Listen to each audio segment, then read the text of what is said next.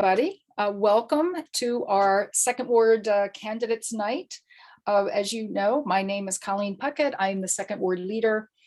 I just want to start by thanking the Endorsements Committee led by Rhea Powell and Larry Lindsay, two of our committee folks who have put this evening together, a lot of logistics and so on. So I want to thank you for that. The 182nd, along with the 175th, the Second Ward has always encompassed the 182nd and the 175th.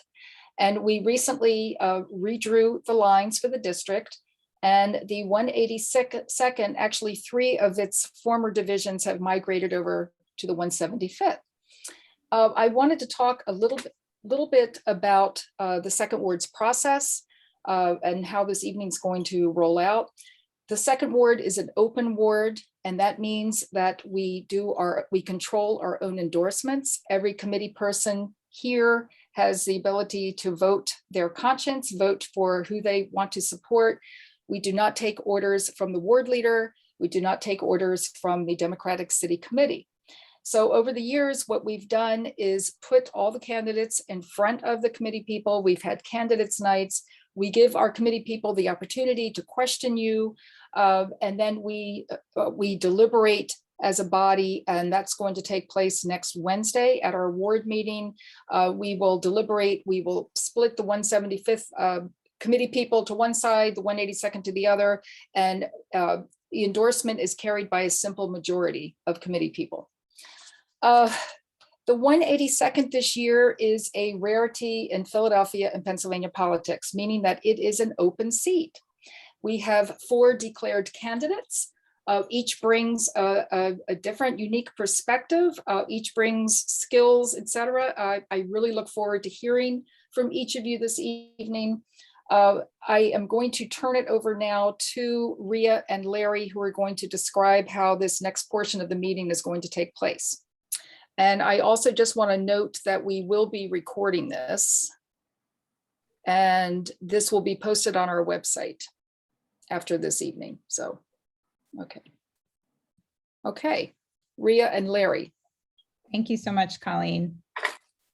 So welcome, candidates. I just wanted to go through for you and for all of our committee people how the rest of the evening will be structured. So myself and Larry Lindsay, my co-chair for the Endorsements Committee, will be moderating the discussion. We're going to have some time to ask probably 4 or 5, maybe 6 questions of each of you. When we ask a question, we'll let you know how much time you have to respond. And one of our committee people, Gloria Gilman, will be keeping an eye on the time. In a moment, we're gonna set it up, spotlight the Zoom so that you can be sure to see her, because she'll, we don't wanna interrupt you, but she'll put up a little notification when you've got 30 seconds remaining.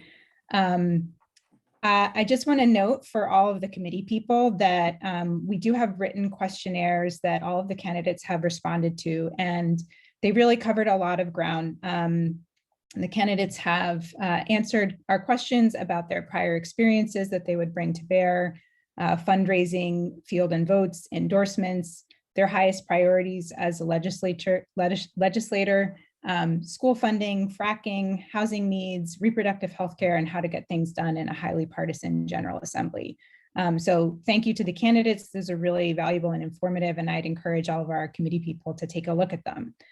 We're going to try to focus some of the questions that we ask you tonight on topics that we didn't necessarily ask directly in that questionnaire. And I will rotate the order. We'll just ask each of you, and we'll try to mix it up so that you each get an opportunity to be the first one to answer the question and the last one to answer one of the questions. And some of the committee people have shared topics that they thought were important, but if there are other topics as you're listening that you'd like us to follow up on, please note it in the chat. And if there's time, we'll be monitoring it, and we will try and follow up on those issues, although we are going to have a pretty packed evening. So great, I think Ted is going to be spotlighting our guests. So I am just going to, great, wonderful.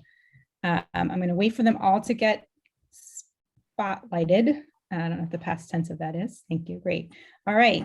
Wonderful. So our 4 candidates, and I think Gloria Gilman, our timekeeper, will be also in the spotlight in a moment, just so that we can make sure that you can see her and know if you've got 30 seconds remaining. So thank you, Gloria. Wonderful. All right.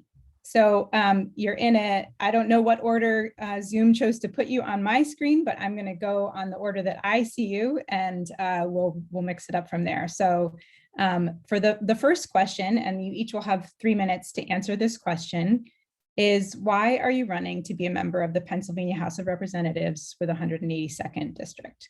And I'll start with John Lovitz, who is on the top left of my screen. All right, go ahead. Good evening. Thank you all so much, friends. It's great to see a lot of you. Too many of you I don't think I've seen since we were all able to really do coffees and things in person. So great to see you virtually, and look forward to getting back out there with you. My name is Jonathan Lovitz, and my pronouns are he and him. And I am so thrilled to be your neighbor and thrilled to be in this race as the candidate who I think brings the most qualifications and work experience that can really help our neighbors here. I think it's really special, as a few of the different endorsements out there have said, we have a wealth of great, compassionate, caring, smart candidates in this race. I think a real disparity compared to the other side in a lot of races. But what's really different is, I think, to one of the questions you asked in the endorsement application, which is, how are you going to get something done in such a divisive and divided government? And for me, it's doing what I've always done. For the last 10 years of public service working for nonprofits across America, I've been their legislative director, getting bills passed in 13 states, including 4 right here in Pennsylvania. When they told me I couldn't get an LGBT rights bill done in Texas, I got it done. When they told me I couldn't get disability rights passed in Massachusetts, I got it done. And it's because you have to get people to where we all win and where the actual progress can be made for as many people as possible. So I'm really excited to keep talking to you about my experience, my ability to deliver the goods that I think we've not had nearly enough of in the 182nd, I think, frankly, across so much of Pennsylvania. And so I'm excited to bring my experience to bear to help all of us, all of our neighbors, all of our communities do better. It's what I was put here to do, I think. And after all of this experience trying to get the job done around the country and right here at home, my message to voters is, put me in, coach. This is what I've been training for. Great, thank you. Thank you. All right, so next on my screen to the right is Ben Waxman. So Ben. And thank you everybody for being here tonight. I was a committee person for a number of years in the 8th Ward. So I do know the job and the dedication that it takes, and I really appreciate the 2nd Ward, and especially I appreciate the process. I believe that you can't have a good outcome if you have a bad process, and I really just appreciate that about what y'all are doing here tonight. I am running because I have been involved in progressive politics for more than 2 decades in this city, and I've never been more alarmed at the direction of our politics, especially at the state level. Republicans in Harrisburg seem to be growing more extreme by the day. I am especially horrified to see racism, homophobia, sexism, and anti-Semitism become more and more mainstream among conservatives, especially among some state lawmakers. I am running because I believe that we must trust science to end this pandemic, and I will stand up to the Republicans in Harrisburg who refuse to believe in vaccines, masks, and other public health measures, but that is not enough. We also need a just recovery from this pandemic. That means that we need to not only restart our economy, but we need to take this opportunity to address inequities that were made much worse over the past 2 years. Ultimately, I believe that we must confront the growing consolidation of wealth and power in our society and address the looming climate catastrophe that becomes more and more real every day. I understand how progressive movements can make social change. I worked as a journalist, as a community activist, as a union organizer, and I also worked as the Director of Communications for District Attorney Larry Krasner, as well as the Director of Communications for Senator Vincent Hughes, who was the Democratic chairman of the Senate Appropriations Committee in Harrisburg. So I bring practical government experience along with progressive ideals. And I think that combination of progressive values and practical experience, it makes me the best candidate in this race. And I'd love to have your endorsement, and I look forward to your questions. Thank you.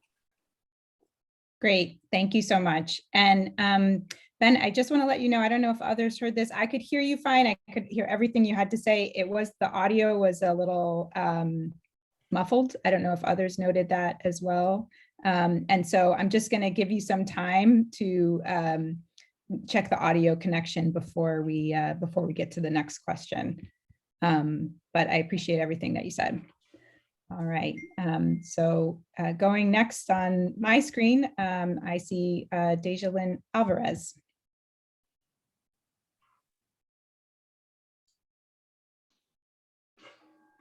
Hi, good evening, everyone. Thanks for having me. The reason that I decided to run for state rep in the 182nd district is very personal.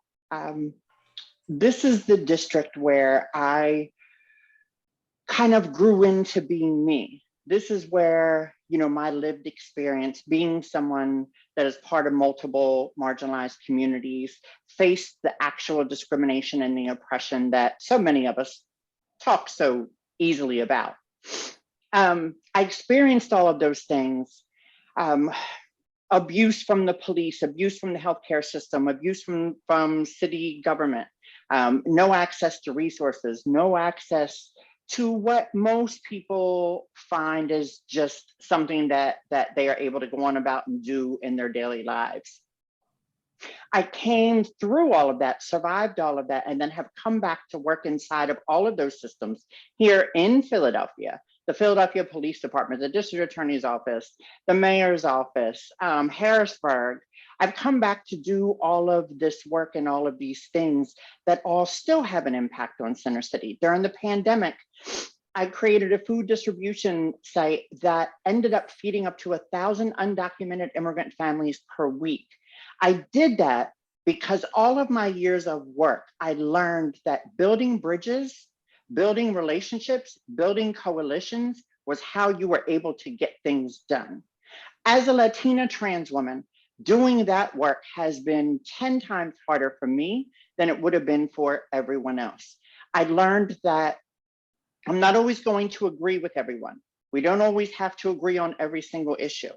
But what I need to focus on is how do we get the work done? And we get that work done by building relationships and building coalitions. I work in the public health sector as well. I have helped us set up several what we call specialty clinics that provide health services, mental health services to those that tend to fall through the cracks of the current healthcare systems. So undocumented immigrant folks in particular don't have access to our public healthcare system. So we have set up clinics that specialize in that. We've also set up clinics that specialize in communities that are like Black and Brown communities, some of the poorer communities, to make sure that they're not falling through the cracks because of the situation that they're in. Your healthcare shouldn't depend on your zip code or your income, and how you receive services should not depend on your zip code or your income. So, okay, thank you. Oops. Sorry. Thank you, Gloria, and thank you, Dejalyn Alvarez, for that. All right, and then the fourth candidate, we have Will Gross. Gloria, Hey. are you ready with the timer there? Sorry. I think so. I don't know why I can't make it go off, but go ahead. All right, great. Thank you, Will. Hey, everyone. How are you tonight? It's good to see you. It's good to be here with all of you. I'm running for state representative because primarily I've seen firsthand over the period of the last 2 years through this pandemic, exactly what's been happening in our communities. As a small business owner, as a service worker, I've seen the deficiencies in our society. And I think that there's a lot that we must do to address those things. As far as the pandemic, my small business, we were very close to being closed. As a service worker, I understand that we need to address a living wage in this state. I know that we need to address housing and healthcare as a human right in this state. I know that we need to address our school system as far as our school buildings that are crumbling and are filled with toxins. And I understand that we need to address the Green New Deal in this state. but really it's about the firsthand experience, having seen it and having lived it, that is driving me to run. I am not a career politician. I am not someone that's always wanted the spotlight. I'm not someone that's always wanted to run for office. This is something that has happened to me because I feel drawn to it through these lived experiences. I know what it's like to build community, and I have had the privilege to take care of service workers by delivering on that base wage of $15 an hour at Ox. But it's not good enough to me simply to be able to provide that for my workers. I feel like we must be able to do that for everyone in our communities. I believe that I would not be running if I had not seen exactly what we've been able to achieve here in the second ward. It's clear that when we've worked together that we can accomplish a great deal. And I think that, you know, what Deja just mentioned as far as building coalitions, we need to be doing that. And as far as extending what we've built here in the second ward, I will continue to be committed to building independence, openness, and transparency as your state representative. So I thank you very much for this opportunity. Thank you. Great. Thank you all for those responses.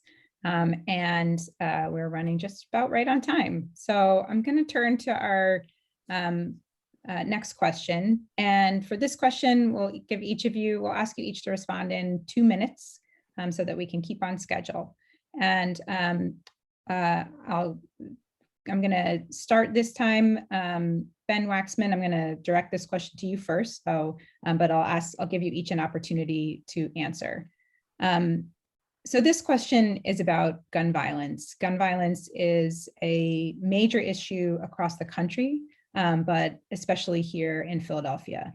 So if elected, what steps would you take to address gun violence in Pennsylvania and here in Philadelphia?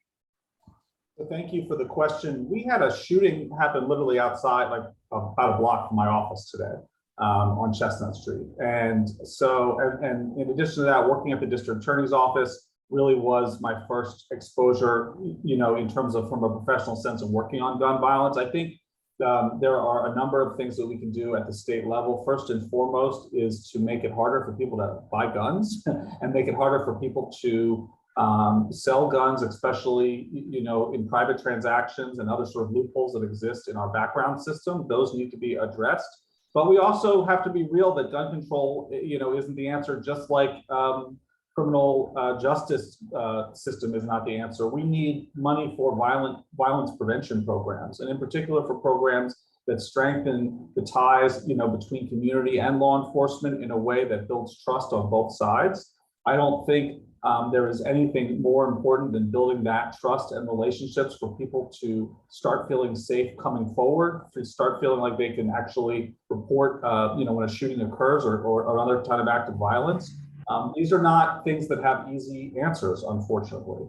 And at the end of the day, it comes down to a question of resources, and in particular, communities that are ravaged by gun violence have the resources that they need, both, you know, for people to prevent crime before it happens, in terms of having, you know, economic opportunities and educational opportunities for people in neighborhoods that have been way too often left behind. So I think it's a combination of cracking down on guns. I think it's making sure that we have funding for violence prevention from the state level that can be brought down to the city level. And it's about building that trust that is really lacking between many communities and law enforcement that is supposed to serve them. Great, thank you. And I'm just gonna go it'll be the same order, and we'll just rotate who responds first. So thank you, Ben. And now I'll, Deja Alvarez. Hi. So gun violence, I mean, absolutely. We need to figure out a way to pass sensible gun laws. That's just an absolute necessity. But I think what we're seeing here in Philadelphia is a matter of economics. It's a matter of there's a lack of resources in the neighborhoods that are the hardest hit by gun violence, because we are no longer investing in our children. We're no longer investing in our schools. We're no longer investing in our communities. We're no longer investing in our neighborhoods. And when we take all of the extracurricular activities out of schools and just strip it down to the basics, what do we have in place for kids to do? What do we have in place for them to occupy themselves with? When I think we can also add the state of our addiction crisis here in Philadelphia. I work in these communities every single day. This is what I do day in and day out, and I've done it for a couple of decades now. And what I see is a lot of these teenagers are being brought up by parents that one or both are in an active addiction, and we do not have a good system in place to treat addiction and to help people beat addiction. So I think that's another thing, because we have children that don't have parents that are there for them because they're battling with this disease. And so we have to reform the addiction system as well. And I've worked in that, and I've seen the cracks in that. And so I think that we have to put resources into our neighborhoods, into our schools, into our communities. We need to invest in programs that give children a way out, give them some hope, let them know that the streets are not the only way to go. I toured the Carpenters Union the other day, and we were talking about a pipeline straight from school to good paying union jobs, and how there's such a lack of knowledge around that. Great. Thank you. All right, and Will Gross. So I think a big part of it is going to be obviously pushing for common sense gun laws in this state and initiatives, funding programs that are not yet in existence for the young people of our city and our state. But it's also about recognizing the fact that there are billions of dollars in the rainy day fund here in the state of Pennsylvania that are simply not being spent, and that could go directly to helping working folks, because so much of these issues stem from poverty and inequities in our society. And we really, really need to focus on that and not forget that money is there, that money is for us, that money needs to go directly to help specifically those folks struggling with poverty. So that's my answer to that. Great, thank you. And to round us out, Jonathan Lovitz. Thank you so much. Inaction on gun violence is a choice. It is an active choice being made at the city and state level, and it takes a fundamental change in approach. I think one of the first things that we have to do, and I think is particularly in the purview of having so many members of the Philadelphia delegation in State House leadership, is recognizing that we have got to address home rule. We are literally handcuffed with our ability to get gun violence control and reform done here at home because we're simply not allowed to. And that takes a major shift in the way that we address the ability to get policy enacted.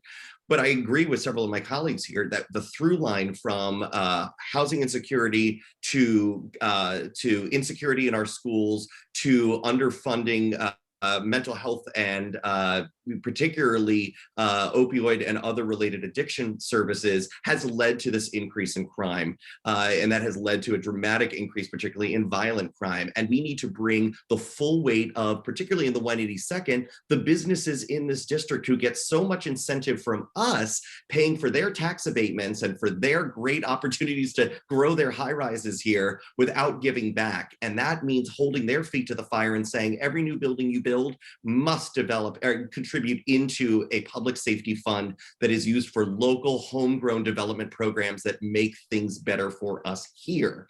It cost the city of Philadelphia hundreds of millions of dollars in lost revenue and lost wages and lost opportunity and lost investment because of what is perceived to be our gun violence epidemic. And we saw with the governor and the attorney general's approach to the opioid epidemic that absolutely no resource can be off the table. So we need to get strong, get loud, get serious, get organized, and put the people who are getting so much help from us as taxpayers to work fixing the problem back here at home. Great. Thank you all for your responses on this important issue. So for the next question, going around, I'm going to direct this question first to Deja Alvarez, and then we'll go around. And this is a question about protecting the right to vote. So a core goal of the Second Ward is to support voters and get out the vote in our community. Recently, we've seen threats to voting across the country and here in the Commonwealth. So what legislation is needed in Pennsylvania to protect the right to vote? So first, I'd like to start with thanking State Rep Joanna McClinton for helping us do this redistricting to undo some of the gerrymandering that has been done here in the Commonwealth over the years. And, we can work on legislation all day long, but until we have the majority in the House, we're unable to pass it. So I think one of our focuses in order to fight voter suppression is that we have to utilize our own platforms to help other candidates that are running in districts to unseat Republicans, to help them get into office so that we can build the majority in Harrisburg. But I think that we need to have clear legislation passed that puts a stop to the gerrymandering, puts a stop to the Republicans, the voter ID laws and the, such silly things as not being able to give a bottle of water to someone in line. Mail, voting by mail. It's an easy way to allow a lot more people to vote. There's also a lack of people that are out there talking to the young folks that are in the hardest hit neighborhoods, letting them know that I know right now it feels like your vote doesn't count, but it actually does. Your vote does count. So I think that we're focusing on what some of us look at as the super voters, rather than getting the message out there to the folks that feel as though their voice doesn't matter in government, so why should they vote? Let's reach out to them. Let's get them more engaged. Let's find ways to engage them more as well. Great, thank you so much. All right, next I'm going to turn to Will Gross with the same question. So yeah, so basically, as a committee person, we all understand how difficult it can be, given what we have to deal with as far as getting folks to the polls. The fact that Election Day is not a holiday is bizarre. The fact that Christmas Day is a federal holiday and Election Day is not a federal holiday is very strange for me to understand. I cannot wrap my head around that. It needs to be a holiday. We need to make voting as easy as possible for folks. Mail-in voting must be law. We must have much longer as far as voting ahead. That needs to be established at least a week as far as that's concerned. The way that it's set up right now is very, very, very difficult for the average person to make it to the polls. We've all seen it happen. We've all seen folks scrambling at the end of the day, or they have to wake up super early before they have to go to work. It's just not right. It doesn't work. And the fact is, we have Republicans across the country that are playing these games with voting rights. They're trying to suppress voting rights, and we need to fight back against all of that. And it's, I think it comes down to, what we do here in the Second Ward as far as registering voters. But there are many, many, many more things that can be done to help our cause and to make sure that absolutely everyone is able to participate in the democracy. Great, thank you. Jonathan? I love this question because it is near and dear to my heart and deeply personal. And in fact, it's actually the first time I met so many of you in the Second Ward in person was when you were tabling throughout the 2020 election. And I came to join you and drop off some of our QR code posters, which hopefully you could see up there. That was a creative response to a problem that we never had before in the midst of COVID. How do we get people to safely register and safely get involved? And we realized if you can use a QR code to scan for the cocktail menu, you can use it to register voters. And needless to say, it worked. We got nearly 1,000 new voters registered in almost 2 months. And it took the same kind of action that's going to help us win this campaign, which is door-to-door work, neighbor-to-neighbor work, getting out in the communities and reminding people what's at stake if you don't participate in voting.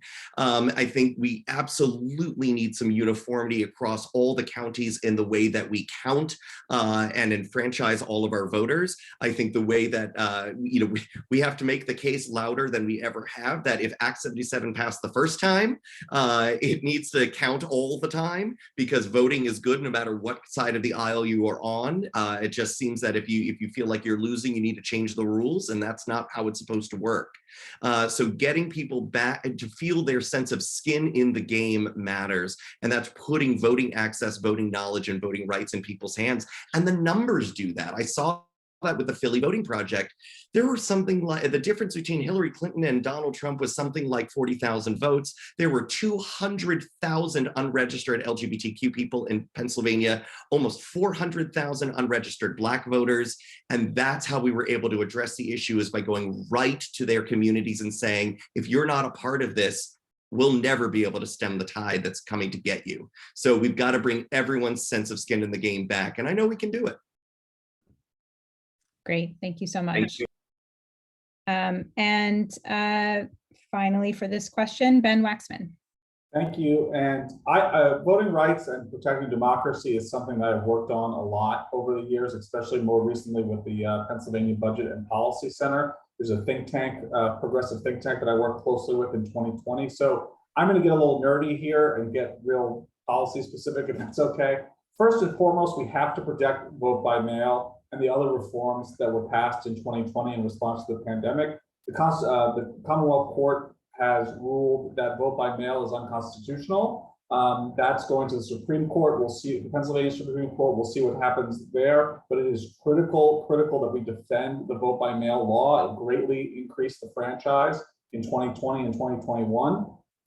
Second, I think it's critical that we gear up for the fights that are coming in terms of constitutional amendments. The Republicans in Harrisburg have made clear that they can't get it done through the legislature and the governor. So instead, they're going to put things on the ballot that are poorly phrased and written in a way that is unclear. In particular, they're looking at doing this with voter ID, which is intended to suppress the vote, especially among low-income, working-class people and in communities of color. So we have to be ready for a messaging battle on that, because they will be able to put it on the ballot most likely and get it through without people even realizing what it is. And that's clearly a tactic, this constitutional amendment tactic that we have to be ready for.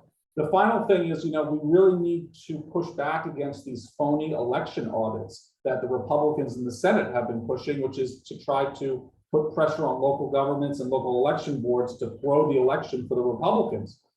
We need to provide the tools to the local election boards, like pre-canvassing, so they can count votes in a timely manner and not allow what happened in 2020, where Donald Trump seized upon the time it was taking to count ballots and try to undermine the integrity of the election. So those three things, to me: protecting vote by mail and other reforms, fighting these phony constitutional amendments, and also. All right. Great, thank you so much. All right. So we're going to turn to the next question. And this question is not about a specific topic area or specific issue, but is about how the state can be a leader. So in this question, before I read it, just so you know who's up next, we're going to start with Will Gross for this question. And the question is, in what area or areas do you see an opportunity for state legislatures to push a more progressive agenda, even than the federal government? So, for example, could Pennsylvania feasibly provide universal health care? But as I said, this is not an issue specific. That's just a question. That's just an example. So what areas do you see where Pennsylvania could lead? And Will, I will start with you.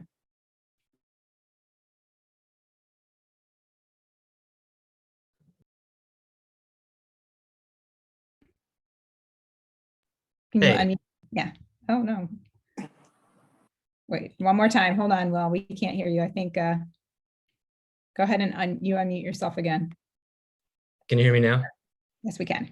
All right. It had to happen at least once. Here. All right, there you go. Yeah, absolutely. So not that we would be as far as a leader in the states that surround us, but one thing that we need to do is we need to establish a living wage for the state of Pennsylvania. I think that there are many ways that we can do this. We can fund this very easily. As I actually wrote an article about this last year for the Inquirer. One area that we can tax, that we can create revenue from, is the empty storefronts that line far too many of our streets. If we tax folks that do not make a good faith effort to rent their storefronts over the period of a few months, that typically are wealthy folks that don't live in the city, they don't live in the state, they don't even live in the country sometimes. we can generate revenue to create a small business fund for the state of Pennsylvania. That money can go directly to help small businesses pay for things like a living wage, things like healthcare for their workers. I think there are plenty of ways that we can generate revenue for that.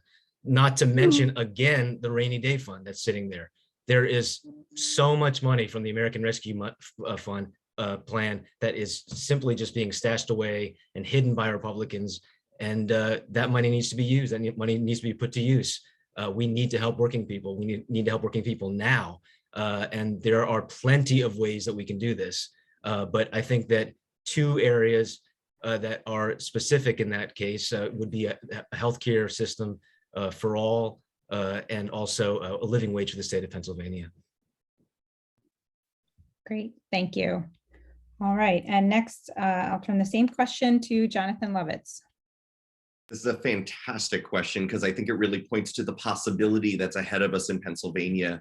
We are sitting on the opportunity to make ourselves in the image of a whole new deal, just like the 1930s, but without the trouble that got us there.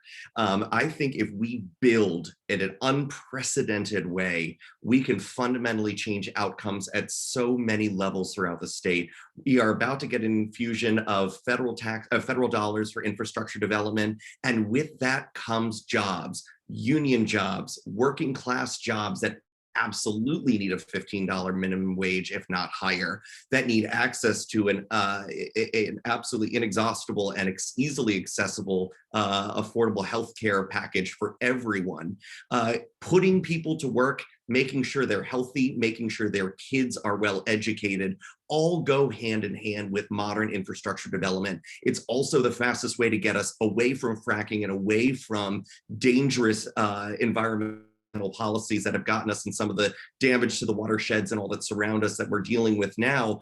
By infusing cash into green energy, green resources, and green job transitions that are not only going to help unions grow and attract new members, but it's also going to help middle-class families all across Pennsylvania gain access to opportunities that they never had before. So we need to grow big, and we need to grow equitably to make sure everyone has skin in that game as well. And one of the keys to that is also helping make sure that our procurement process, which is one of my specialties coming from SBA and DoD procurement in Washington, is making sure that minority businesses have some of the a new unprecedented level of opportunity to build a better working Pennsylvania and put their kids through school at every level. So let's build, let's grow, and let's make a better Pennsylvania. Great, thank you. All right, and I will turn that question to Ben Waxman. Yeah, thank you so much, and agree with much of what's been said. I do think the difference between if we have a Democratic majority or a Republican majority, the difference of what we can get done is pretty stark. But two things that I'll just bring up that I think are possible. First and foremost is the legalization of recreational marijuana. That is something that is being discussed by a lot of people right now on both sides of the aisle in Harrisburg. I think we can get it done. I think there's a group of Republicans that have seen that the revenue is there, and obviously the science shows that it's really not much more dangerous than alcohol or anything else that's readily available. So I think that has a lot of potential. I think it has to be done right. We have to free all of the people who are stuck in prison for drug offenses and drug-related offenses. If we're going to legalize marijuana, we also have to make sure that we give back and repair the communities that were devastated by the war on drugs, which a lot of those neighborhoods are in Philadelphia. A lot of them are in the 182nd, in particular. I think about Hawthorne and what happened to Hawthorne over the last 10 to 15 to 20 years of the drug war. So that's one thing. A second thing that I would just say, kind of looking at political realities, we do have a Republican legislature. It's likely that if whoever wins this primary will go on to likely be in a Republican legislature. So one of the things that I look for are sort of populist issues where could be some unity. I think anti-corruption is really important, especially in Harrisburg. We need to ban gifts. I can't believe that a lobbyist is allowed to give an envelope full of cash to a lawmaker, and as long as it's disclosed, it's legal. I can't believe that we have lawmakers who have outside jobs that are full-time jobs where they work, moonlighting for a law firm or some other organization at the same time as they're drawing a full-time salary as a lawmaker. I think that's outrageous. I think there is growing discussed, not just in Philadelphia, but for around the state, for this kind of self-dealing and really problematic way of doing things, especially when it comes to Time. gifts. So can we do something about that? Great, thank you. And I'm going to turn this question then to Deja Alvarez. So I think that there's several different things that we could kind of lead the pack on, right? I think we need to talk, universal healthcare is something that is absolutely needed. And again, it's something that I work in every single day. We also need universal childcare. We lost about $65 billion in revenue throughout the pandemic because people didn't have childcare. That's a problem.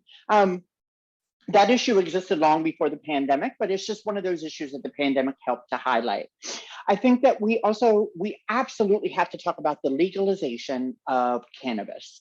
I have been working with Senator Street on this issue. I'm a part of this development of it and talking about it, going through it. I also have a very personal interest here. I have a sister that has Guillain-Barré that has to use cannabis in order to maintain her pain levels. But not only is it something that's needed for people medically, it is a huge source of income that the state of Pennsylvania, our Commonwealth, could profit from and utilize that money to then make universal health care and universal child care. But we also can't forget about our seniors. We need to start investing more in our seniors, those that have worked their entire lives and now they're struggling because they're on that limited income. I think that we can also lead the way of showing that we respect the people that have been here, that have put in the work, that have kind of paved the way for the rest of us to do things by setting up programs that assist them. I think taxes are out of control here. And housing is absolutely another way that we could definitely move forward and be a champion for, by making sure that we're creating a system. We know that having stability as far as having a place to live is one of the best ways that we can help lift people out of poverty. Great, thank you. All right. So I am going to turn it over to my co-chair, Larry Lindsay, who has a follow-up question for each of you. Yes, good evening, candidates. None of you have mentioned climate change, and that's one area where some states have taken a very progressive attitude towards trying to clean up their own air, water, establish standards which are more progressive than the federal government. Do you think that's possible in Pennsylvania? I guess we'll go with Ms. Alvarez first and go around the circle. So I think anything is possible in Pennsylvania, and we absolutely have to worry about our environment, right? Like, what are we leaving for our children? What are we leaving for the generation after that? So we have to make sure that we're taking care of that. But while we're trying to work on this transition over to clean energy, we have to make sure that we are building union contracts into these bills and into these pieces of legislation so that these jobs don't get bid out by someone who is not paying a living wage, and then they can, take over those jobs. And then there again, we end up in the same situation where a lot of our hardworking middle-class families are left out. So I do believe Pennsylvania can lead in that fight. But again, I come back to one of the things that we have to do with our platforms, especially for an elected official during our downtime, is help get Democrats elected and get them to unseat some of the Republicans so that we can get the majority in Harrisburg, because that's when we're really going to be able to take off running and make all of this stuff an actual reality. Thank you. Will, go ahead. Yeah, I do think it's possible to move this in the state of Pennsylvania. I think that you need to tie the legislation to economic success, which is exactly what the Green New Deal proposes. And I think that's exactly what we need to fight for. I think that, the fact is there's a lot of money to be made in green jobs. I think that change is difficult, but it's necessary in this moment. If we don't do anything about this, we are dooming future generations and the planet itself. We have no choice. We have to move on this now.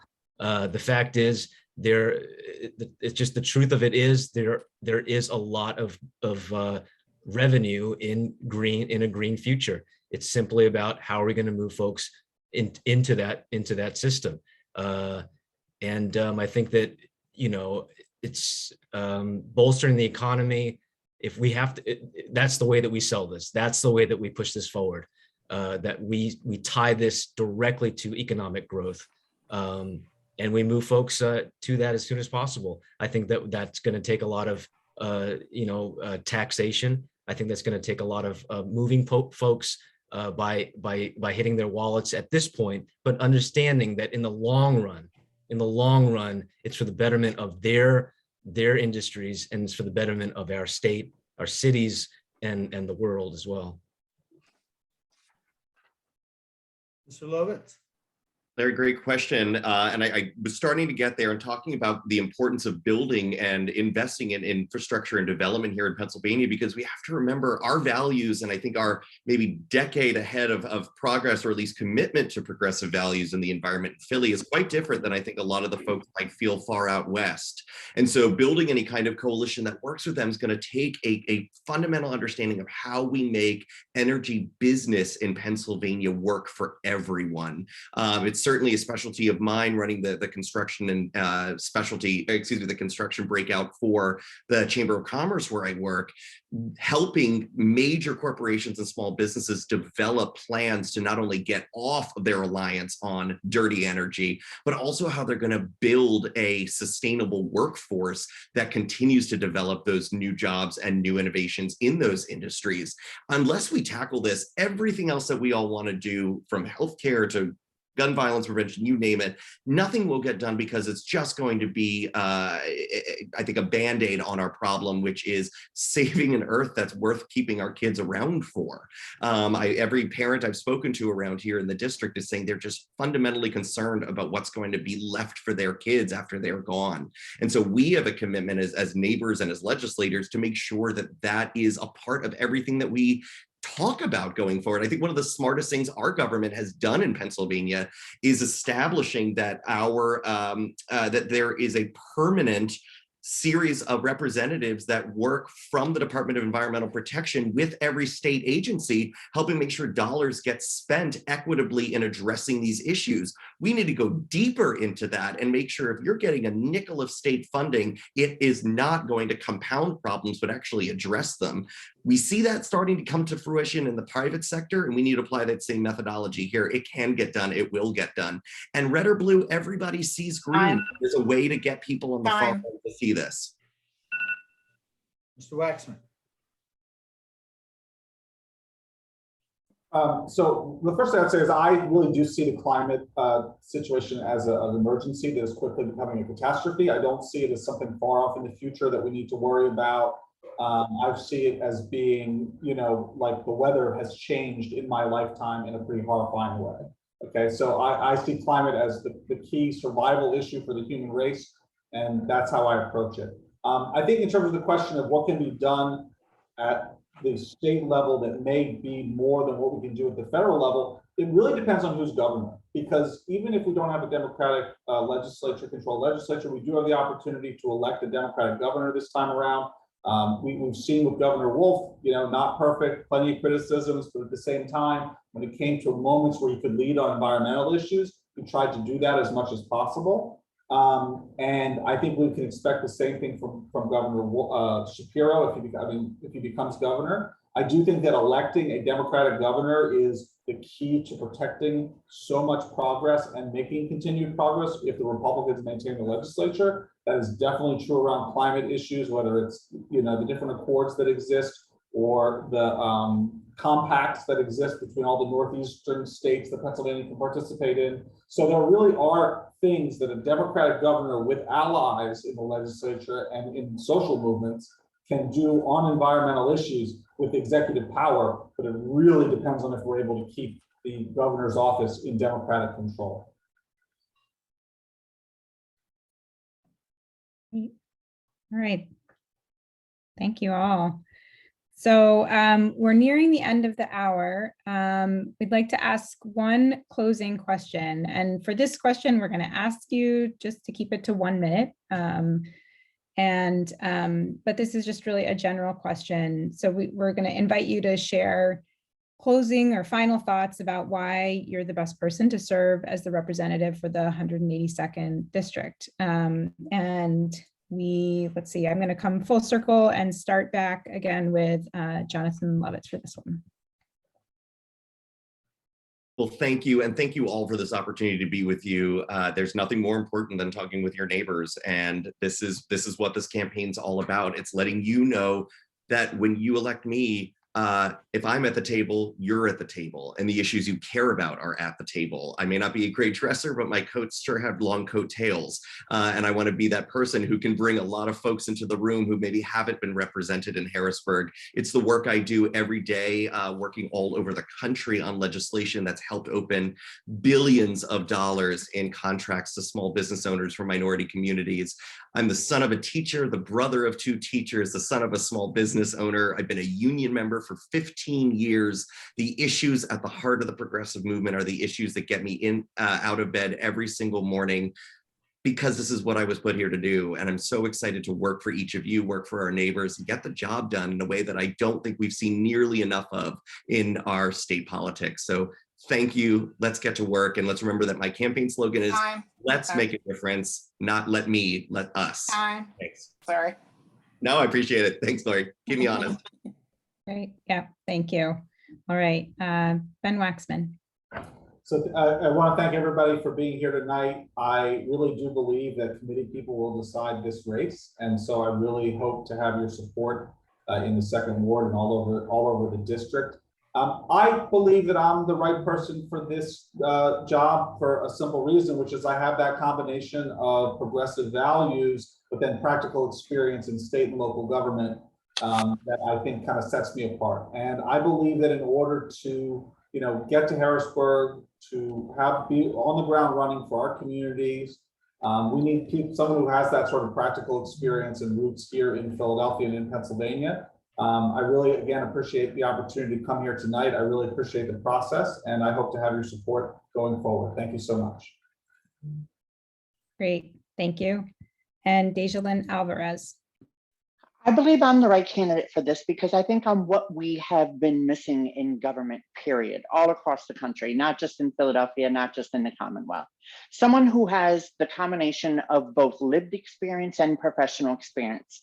Someone that understands how hard it is to build coalitions, but yet continues to do so and make a difference in the progressive issues that a lot of people just talk about.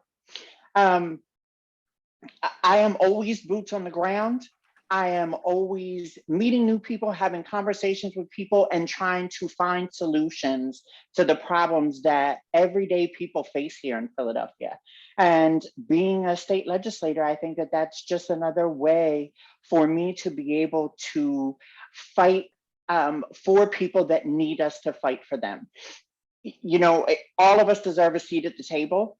And if I am lucky enough to get your endorsement and then be elected in the primary, then I will make sure that all of us are at the table. Thank you. Thank you. All right, and Will Gross. Thanks again for having me. As many of you know, I'm a small business owner at Ox Coffee. I'm the proud husband of a labor organizer, and I'm the son of a Chinese immigrant and a lifelong Philadelphian. I personally believe that we cannot keep sending the same kinds of people to Harrisburg and actually expect different results. I want to help bring about change for working people because I am one. I'm a service worker first and a small business owner second.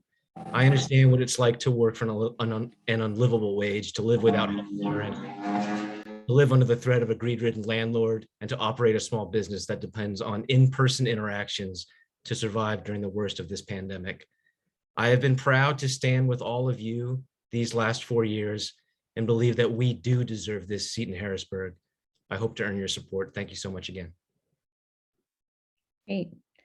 Well, thank you all. That was our last question, and we're right on time at 7:55. So I'm going to turn it back over to our ward leader, Colleen, just to close this out.